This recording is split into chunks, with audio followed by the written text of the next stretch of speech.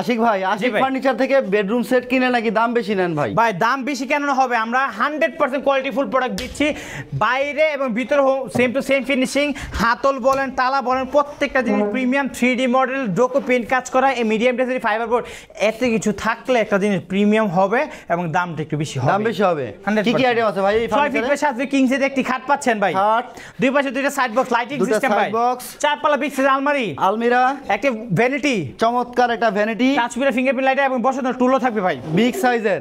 হ্যাঁ, চার পাল্লা একটা শোকেস পাচ্ছেন ভাই, চার পাল্লার একটা শোকেস। সম্পূর্ণ এই বেডরুম সেটটা যারা নিবে ভাই, জি লোকেশনটা বলে দিবেন। ঢাকা উত্তরখান মাঝে শাহজালাল ইসলাম ব্যাংকের পাশে আমাদের শপটি ভাই। আচ্ছা, সেক্ষেত্রে প্রাইসটা কেমন আসবে ভাই? 1,90,000 টাকা হলে সম্পূর্ণ সেটটা নিতে পারবে। 1,90,000? 1,90,000। এই কারণে বলছি ভাই, আশিক ফার্নিচারের দামটা একটু বেশি।